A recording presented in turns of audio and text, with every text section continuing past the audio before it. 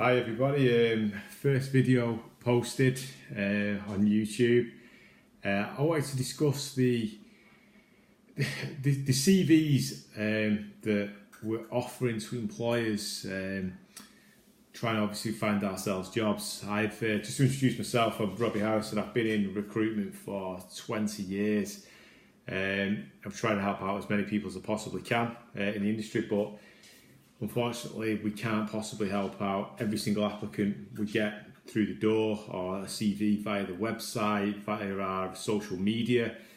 So what we basically want to do is to try and feed back some information on how people can become more successful writing the CVs to get themselves a better chance with employers. I've known employers from every different type of industry over the years, and they all obviously want something different on a CV, but there are a few standard things that we can all do that can help. It can be little things, it can be big things, and I've come with a few just general hints and tips in this couple of minute video of things that might help. Again, I work for a recruitment agency. I'm an operations director of a small independent recruitment agency that's been established 60 years this year. So I like to say I know what I'm talking about. I've seen consultants that I work with come and go, and obviously what they've looked for on CVs has been different to the next person. I've trained people in what to look for, but as far as yourself go, who is the applicant looking for work, there are a few things we can do. So if we start with a general basic CV, a lot of people think get your personal details on there, a bit about your education, a little bit about my employment, and that should do the job. To a large extent it does. It does depend on what job you are going for. A lot of jobs have different types of criteria. The roles we recruit for are standard office-based roles, warehouse, catering, cleaning. Those type of roles require certain skill sets, and obviously the employer wants to see generally what they're looking for on a CV. What I'd always recommend, just as a short quick fix, is personal details at the top. I would leave off whether you are a driver, live in the UK, your date of birth. That's all things that employer, if they do want to know, they can find out down the line, and it shouldn't be a deal breaker to you finding employment. So keep your personal details as your name and address and your contact number and your email address. Above everything, the employer wants to contact you. If obviously you are successful in a role, they've got to be able to get hold of you. So just leaving your address gets them to rely on snail mail to send you an interview request. Are they going to do it? Probably not. They're going to want to ring you, or even if they've pushed for time, they want to see a lot of people, they're going to want to send you an interview request via email. So make sure your email address is on there as well. Education, usually the next thing that everybody thinks of. Education is still a massive factor in recruitment. It's still looked at just as closely as your employment history by a lot of potential employers. So what I'd recommend is get your education on there. Your education, depending on obviously what you studied and how far you got, can be a great selling point. It can be something that employers consider or not, again depending on the type of work, but get your education on there. If obviously you've tried further education or tried to further yourselves in different qualifications, again get it on there to the best of your knowledge and make sure it's truthful. We'd all like to have A stars in every subject, but we know as recruiters and hirers that's not always the case, but we want to see that people have obviously tried and obviously gone as far in their education as they feel they can. After that, employment history goes without saying. The recruiter's going to want to see your most recent position first.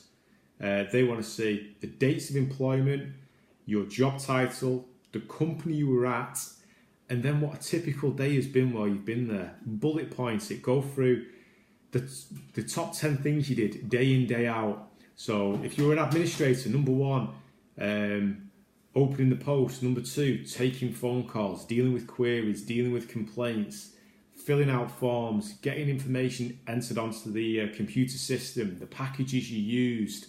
If you're warehouse based, the licenses you've got, you had a forklift truck job, again the dates, the employer's name. forklift truck work, loading stock on and off wagons. Bullet point number 2, picking and packing. Bullet point number 3, working off pick lists. I ignore the phone call, everybody. Sorry. The list is endless as to what you can have sort of entailed in a CV. Obviously, the more that's obviously on the CV, information wise, the better. Prospective employers will want to see as much as they can, but they don't want to be reading essays at the same time. They only want to see the basics, really. They want to see what your job entailed, the bullet points, and then it going back in date order. Obviously the basics are your current job first, and then your following job after that, and then your next job and your next job. Goes without saying.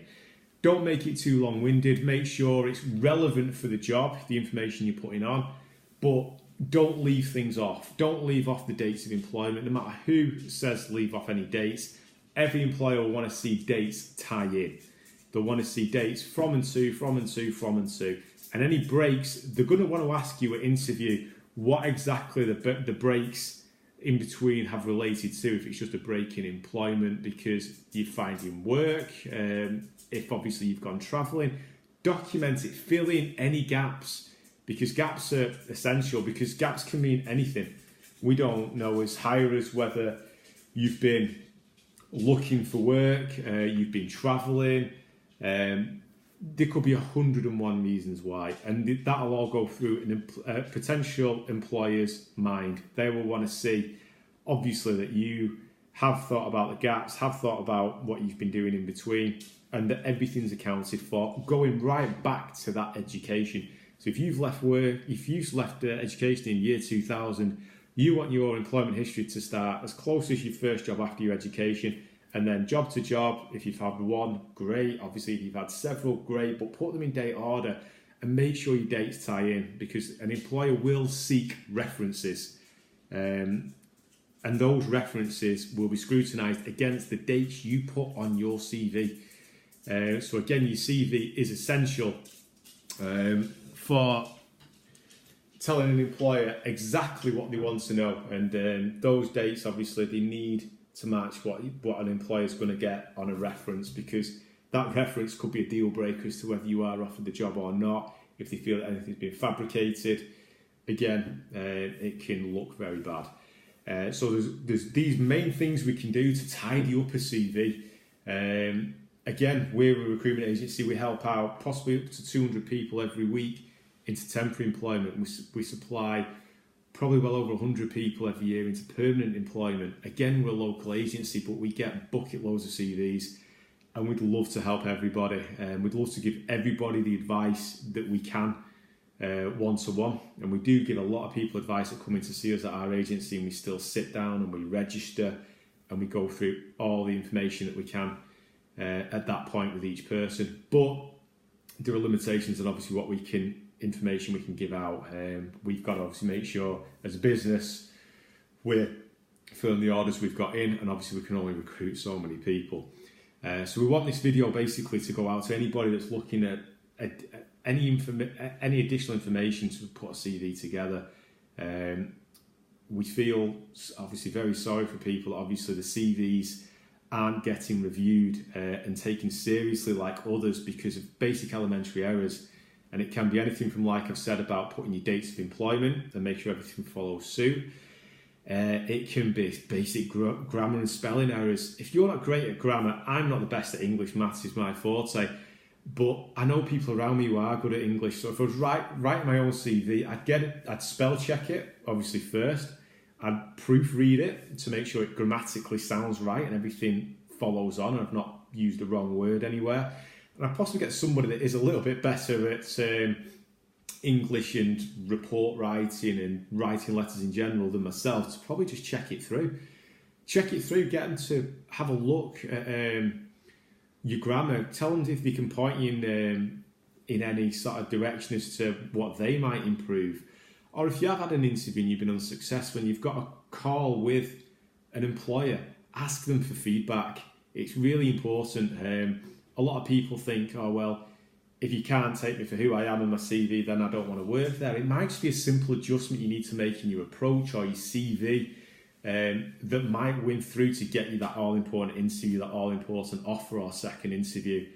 A few things there just to sort of have a think about. So dates, make sure your dates are on, your job titles, your employer's name, and bullet point, obviously what you've done. Start with the most recent job, go back through your employment history, grammatically check it, and end with obviously a bit about yourself. You don't need to say too much about yourself because employers can judge a lot of people on hobbies and interests.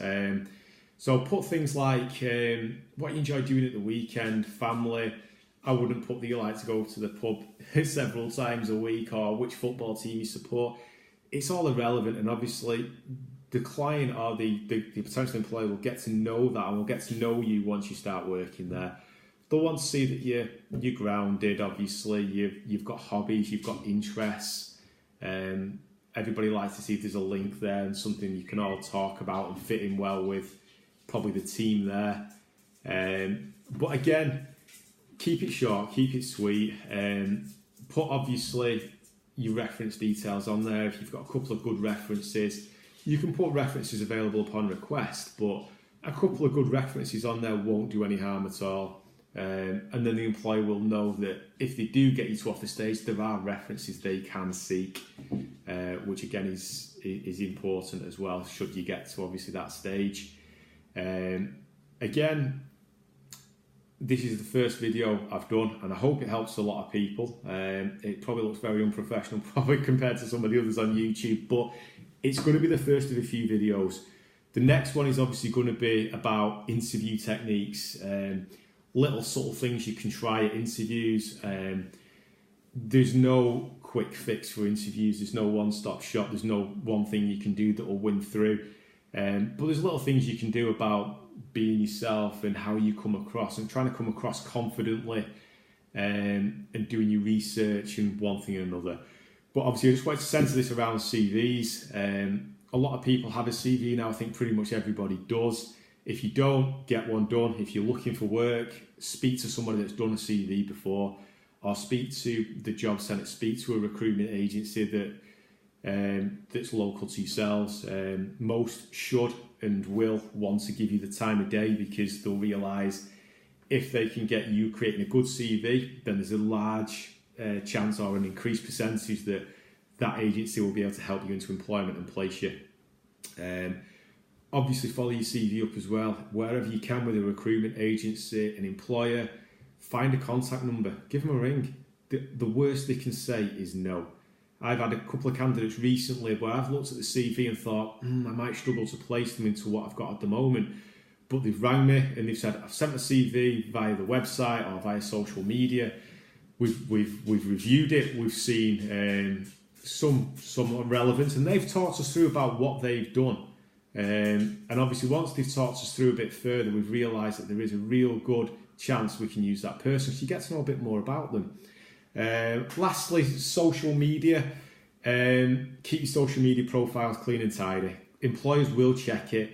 Facebook, Instagram, Snapchat, whatever it happens to be, keep it nice and clean. If you are looking for employment, what an employer doesn't want to see is that you're crawling home at 2 o'clock at the weekend, or a load of swearing. They'll want to see the basics, and obviously that you're either a family person or you've got a good bit about you. So keep that clean and tidy.